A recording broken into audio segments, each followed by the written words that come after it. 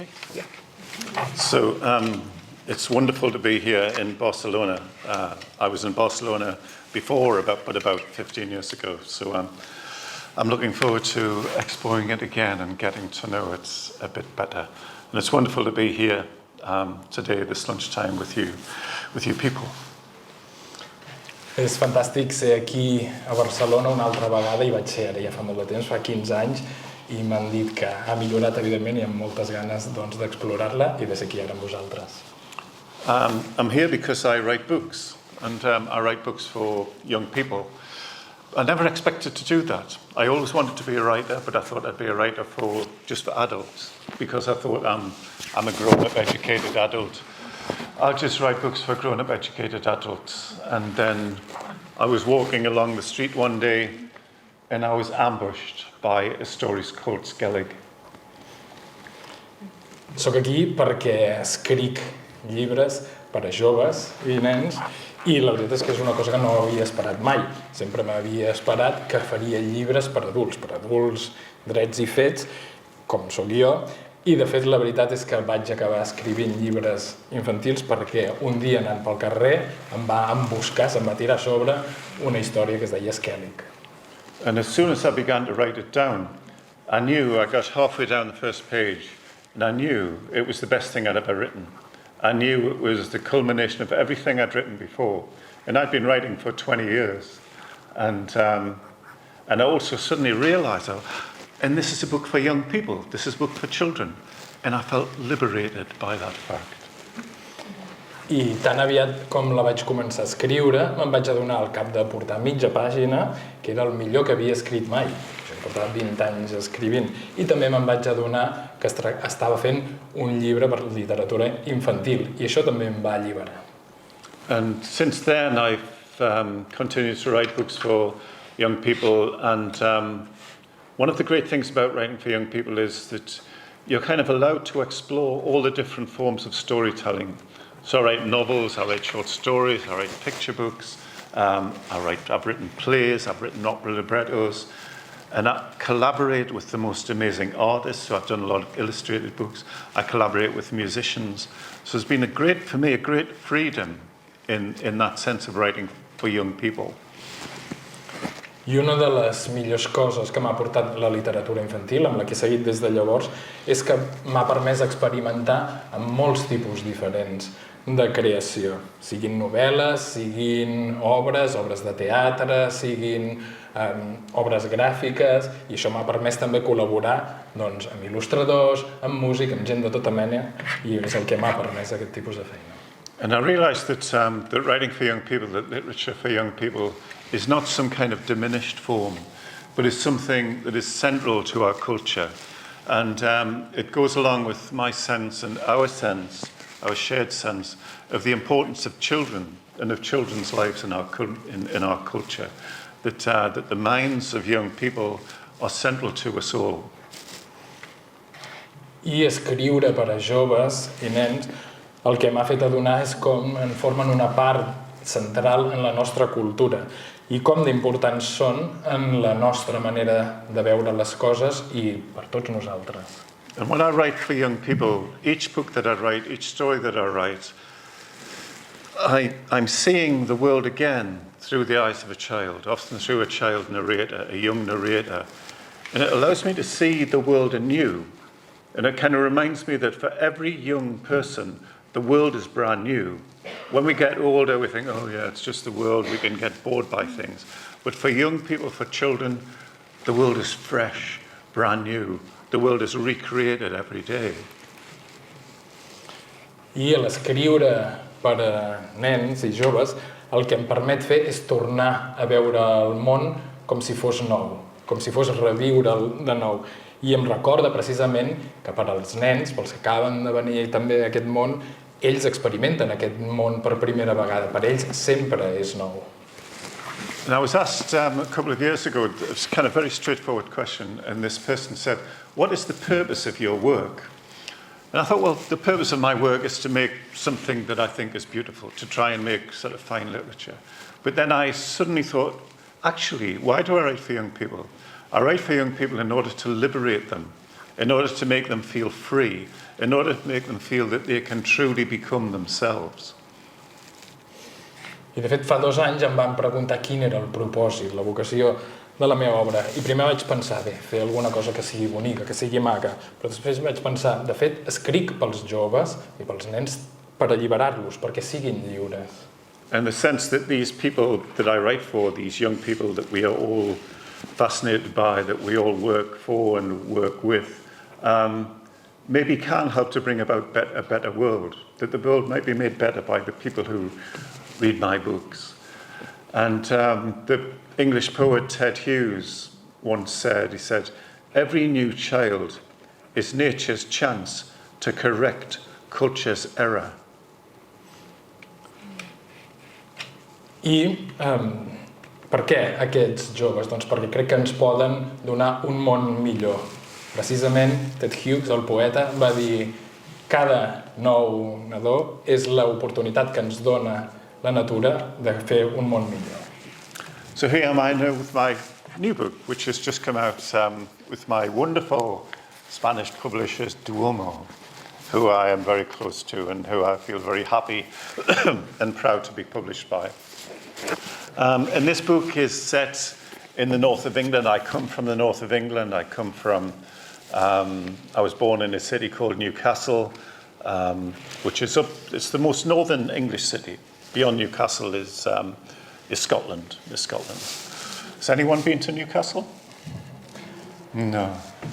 Doncs sóc aquí per presentar-vos el meu nou llibre, publicat en aquesta magnífica edició per l'editorial Duomo, a qui agraeixo la tasca que han fet, i dir-vos en primer lloc que jo vinc del nord d'Anglaterra, de fet de la ciutat més al nord que hi ha, que és Newcastle. Més al nord de Newcastle hi ha Escòcia, no sé si algú ha estat a Newcastle. Yeah, and Newcastle is a city on a river called the River Tyne, and to the north of Newcastle are big empty spaces, moorland, wasteland, a kind of wilderness.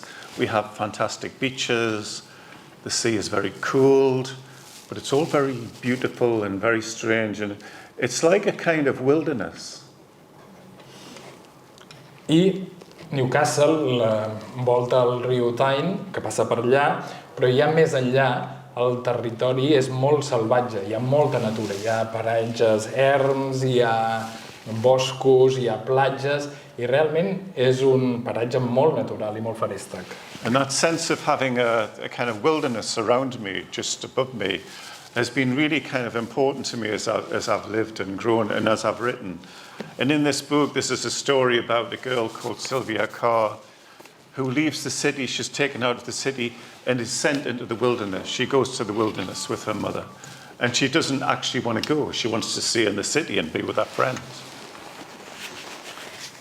I el fet d'estar en un entorn així, tan envoltat de natura, d'un entorn salvatge i feréstec, a mi m'ha influït molt, a mi i a la meva escriptura. I aquest llibre precisament va sobre una noia, la Sílvia, que es veu abocada a aquest món natural i salvatge en un món en el que no hi vol anar, en principi. But when she goes there, she finds herself fascinated and entranced by the strange silence, by birdsong, by the landscape, by the skies, by the night skies, by the stars, by that sense of being so far away from what she's used to, and she becomes drawn into it. Però un cop hi arriba es queda fascinada amb el que veu, amb els cants dels ocells, amb el silenci, amb la falta de llum que hi ha a la nit, amb totes aquestes qüestions que al final l'acaben atrapant. And she also encounters the music of that place, the folk music of Northumberland, which is very rich and very ancient.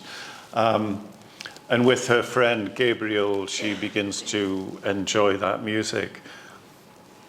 I també es troba amb la música d'aquell lloc, una música molt antiga, la de Northumberland, que és una música amb la que també connecta amb el seu amic, el Gabriel. And then I made a kind of great discovery that the first ever musical instrument was made from the bone of a bird thousands of years ago. The first musical instrument that we know of was made from the bone of a bird. I també vaig fer un descobriment extraordinari, que és que el primer instrument musical que es va crear per la humanitat estava fet a partir de l'os d'un ocell. And since then they have discovered lots of others of these things made from bones, made from animal bones, made from bird bones. I des de llavors s'han descobert molts altres instruments d'aquesta mena, fet a partir d'ossos d'animals. And in the story, Sylvia, with her friend Gabriel, they found a dead bird, they take the bone from the bird, they take a bone from a bird's wing, and they turn it into a musical instrument. They turn it into a flute, they hollow it out, they put finger holes into it. I de fet en el llibre la Sílvia i el Gabriel acaben fent una d'aquestes flautes a partir de l'os d'un ocell mort que es troben, el buiden i fan uns forats perquè sigui com una flauta. And this bone flute, this thing that they make, this thing that is new but which is very ancient, allows Sylvia access to the ancient world, and she encounters a girl comes to see her, and this girl has come from thousands of years ago. I aquesta flauta d'os dona accés a la Sílvia a un món molt passat, a un món de l'antiguitat on es posa en contacte amb una nena de fa milers d'anys abans que visita i que coneix. And one night Sylvia goes into the forest, which exists there, Kielder Forest, and she goes into the dark forest. And of course, forests are filled with myth, with legend, with ancient stories that we all know. She goes into this forest and she finds herself merging with the forest and merging with ancient times. I una nit la Sílvia va a aquest bosc, el bosc de Kielder, que tots sabem que els boscos tenen un aire màgic i remot, i allà es fusiona amb aquest bosc. And through this process, Sylvia is kind of reborn. She's reborn. She goes back to an ancient past. She's with a girl who is just like her, but who existed 5,000, 6,000 years ago. She's drawn to that girl. She's with that girl, and she becomes a new kind of Sylvia. I a través d'aquest procés, la Sílvia reneix. Va al passat, on és com aquesta nena que ha conegut de fa 5.000 anys, i a través d'aquest procés es recrea, es crea una nova Sílvia. And towards the end, she goes back to her life in Newcastle, in the city, but she is new. She is a new girl. And she goes back to her normal life, and her normal life consists of going to school, but also protesting about the terrible things that are happening to the world, protesting about the destruction of the natural world, protesting against cynical and sinister politicians, and trying to make sure she's one of the young people that we all know of who are trying to create a better world.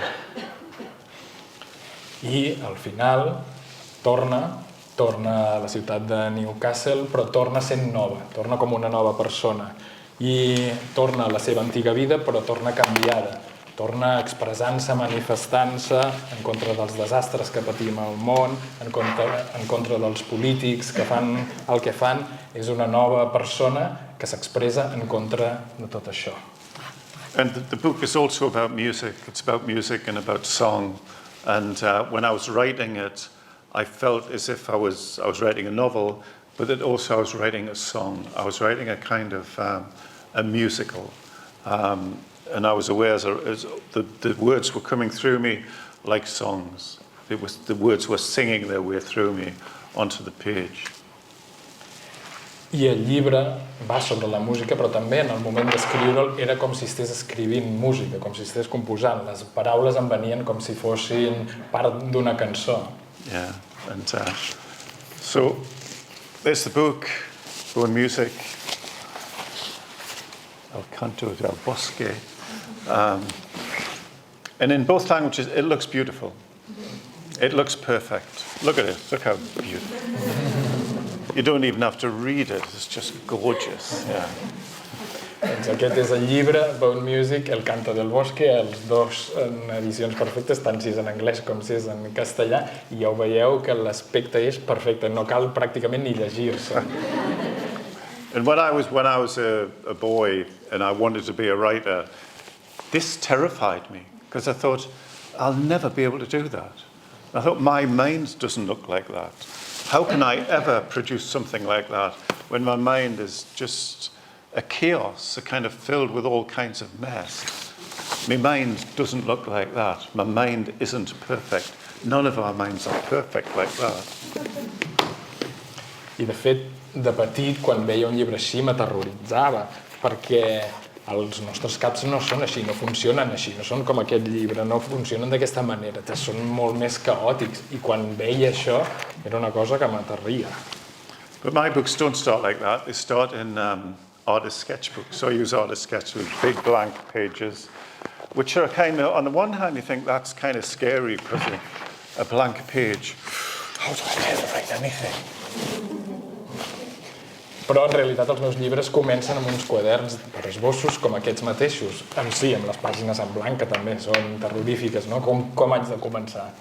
But then you think, well, I'm only human. I'm imperfect. I'm allowed to make a mess. Però després penses, bé, som humans, soc imperfecte i no passa res si la lio. So I make pages like this. And what I'm doing here is kind of allowing myself to explore what might be in the story. And I don't know if you can see, but I do little pictures as well as writing, because if you do a little picture, it liberates your mind, it liberates your imagination. So I don't tell myself, be really careful, David, don't write anything that's messy. I just say, well, just get it out onto the page. Allow yourself to be free and to play. And that sense of playing is really important to me. So I've got lots of pages like this. Aquests quaderns, com podeu veure, exploro una mica el que vull incloure en la història. I ho faig a través de diferents formats, amb imatges i dibuixos petits, que no sé si els heu pogut veure, però tot això em permet alliberar-me i també fer-ho d'una manera més lúdica, que es converteixi en un joc. And it's like being a child again. It's like messing about with crayons and pencils and just kind of playing. Because, you know, we know that writing's hard. Writing a book is hard work. So you have to find ways to somehow make it a little bit easier. So doing this allows me to play instead of just work, because it is hard work. But you can play as well. And weirdly, playing like this allows you to become more serious. So my books, I've got some quite serious themes in them, I guess, but they come from playing about like that. So I don't know what I'm going to write until I've gone through this kind of lovely, messy process. And it's a great way to write. And I go into schools and I show children these pages and they go, and then they look at the teacher and say, and the teachers are amazed as well. And it's that sense of freedom, you know, because we know writing's hard. And often when we talk to sort of children about writing, we sort of say it's really hard. You've got to get it right. You've got to get it perfect. You can't get it perfect all the time. You have to make mistakes. This is from a page of a notebook for this book. And the notebook I used to only be able to bring a page was a huge notebook that size on my desk, and it's just lovely. And it reminds us that writing it's a physical thing. It's about the hand moving. So I love my kind of writer's tools, pens, pencils, crayons, and it's not just about the brain. It's not just about the brain, it's about the body. Els quaderns aquests són també com un joc. És tornar a la nostra infantesa com si fos un joc, perquè com sabeu també, escriure és difícil, és un exercici que suposa molta feina i de fet fer-ho d'aquesta manera això facilita les coses, ho simplifica. És curiós perquè a vegades potser els temes resultants que apareixen en els meus llibres poden semblar més seriosos, però fer-ho d'aquesta manera m'ho simplifica, encara que després s'acabin incorporant temes d'aquests, però el meu punt de partida és el que heu pogut veure en aquests quaderns. És d'aquí d'on surt i per mi és una gran manera d'abordar la literatura. A vegades quan ho porto a escoles els nens es queden, sí, fascinats així, i llavors es miren els seus mestres per veure, i els mestres sí, també es queden sorpresos de que es faci així, però és que crec que no cal ser perfeccionistes, no cal buscar la perfecció en tot moment, perquè no és així com funciona el nostre cap, ni tampoc el nostre procés creatiu. A vegades amb alguns altres quaderns amb els que treballo, són molt més grans, dels quals us n'ensenyava una fulla aquí, i treballo d'aquesta manera, tocant tota mena de, no només llapisos, sinó també retoladors o dacs, el que sigui, perquè també l'escriptura i el meu procés és molt més físic. No només compta la part cerebral, sinó també tot el moviment a la mà, a l'espatlla, tot. And then I use my computer. I love writing on the computer because the computer begins to move you away from the mess, and it begins to put things into straight lines, and I love doing this. And I have a title. This book had about 7 titles all the way along, and this one, it was called The Hollow Bone. Then it was called The Rewilding of Rebecca Cairns. It was called something else. It's had lots of titles, but I keep having a title, even if I know it's the wrong title. And on the cover of this, I had pictures of ancient bone flutes, which helped me to think about it. So I work on the computer, I print out page after page. I scribble all over them, throw them away, keep changing and changing. And eventually I'll finish a whole manuscript that's got no mistakes in it. I llavors el que faig és imprimir-ho tot. Ho passo a ordinador i ho imprimeixo per tenir un resultat com el que estàveu veient aquí, on ja m'allunyo una mica de tots aquells gargots que estava fent amb els quaderns i ho deixo una mica més net i polit i vaig posant títols que van canviant. Aquest, per exemple, de Hollow Bone, és un dels que havia fet servir d'entre els 7 possibles títols que vaig triar per aquest llibre. I els deixo, ni que sigui un títol a vegades llarg i que no sigui el que correspon, i a vegades també posant imatges, com heu pogut veure, d'aquestes flautes d'os que hi ha aquí. Llavors ho imprimeixo una altra vegada, ho torno a canviar, ho vaig fent així fins que al final acabo, això sí, amb un manuscrit ben net i polit que acabo enviant a l'editorial. And then my lovely publishers, like Duomo, spend months making sure that when the book comes out, it looks like that. It looks perfect. And when people get the books, they say, oh, that David Almond, look how perfect he is. I llavors l'editorial, com la meva editorial Duomo, hi dedica mesos i mesos a acabar produint una cosa així de maca i així de perfecta, perquè després la gent, quan vagi i ho vegi, digui mira el David Almond que bé i que net i que polit que ho fa. But what they don't see is that. Però això és el que no veuen. Yes. And that's, my process. And it's, people say, what do you like about being a writer? And what I like about being is just that, is moving from mess like that to a finished thing like that. It's a lovely thing to do. And it's also very human. It's very ordinary. We've been telling each other stories since the beginning of time. We'll be telling those stories until the end of time. That's what we are. We are storytelling animals. Sovint em pregunten que per què escric? Doncs precisament una mica per apartar-me, per deixar enrere aquest caos de les meves primeres notes i gargots en els quaderns i acabar amb una cosa tan bonica i perfecta com aquest llibre. I és que és una cosa molt natural, molt present en l'ésser humà. Tots ens alimentem i ens centrem en fer històries, en explicar-nos històries. Okay. So I don't know if anyone has any questions. Would anyone like to ask any questions? Preguntes? No? Maybe I should sing now. Si voleu em poso a cantar. Guardes dos quaderns de cada llibre que has fet? Suposo que per cada llibre tindrà un quadern. Sí. Do you keep all the notebooks for all the books you've written? But because I'm guessing you have a notebook for each book? I have lots, yes, and some books have like 4 notebooks, but yes, I have them all, I keep them all. And some of them have gone into an archive in a place in Newcastle. Yeah. Sí, els conservo tots. Efectivament, en tinc per a cada llibre que he escrit, alguns fins i tot tenen fins a 4 quaderns, i ara alguns també s'han passat a un arxiu que hi ha a Newcastle. But I couldn't throw them away. No els podia llançar. They're very precious to me. Els aprecio molt. Yeah.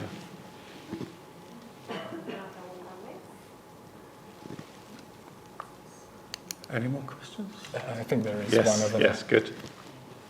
No he estado en Newcastle, pero he escuchado mucho Sting, I haven't been que es to generación Newcastle, Newcastle. but I've heard that Sting, the singer, he was born in Y Newcastle. Yes. hablas de música. And since you talk about music, Cuentan un disco que se llama The Soul Cages, I think that he, in the Soul Cages, in the album, que he se says that fabricaban barcos muy grandes en Newcastle que nunca podían regresar. large ships were built in Newcastle that could Yes. never return home. Supongo Yeah. que eso también de I'm alguna guessing forma that está this is en el campo de los somehow esa something that you ambiente can see in boat music.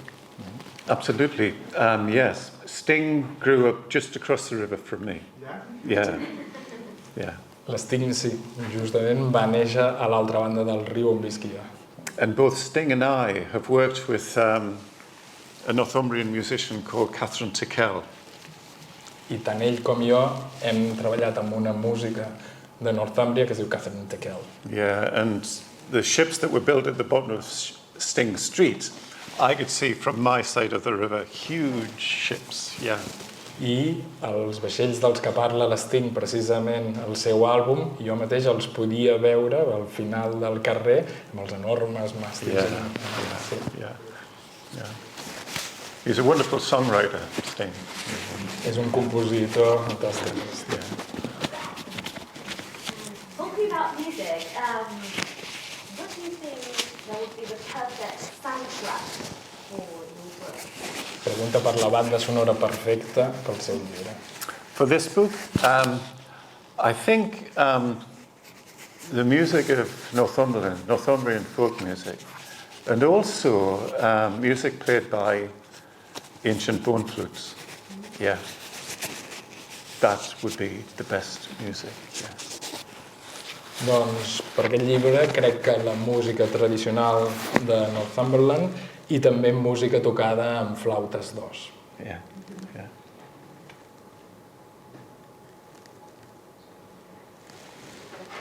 Ens hem passat una miqueta de temps, si no hi ha So, cap pregunta per mi. if there are no further questions, since we've taken up a bit of time, Okay. so thank you very much. Gracias. Gracias.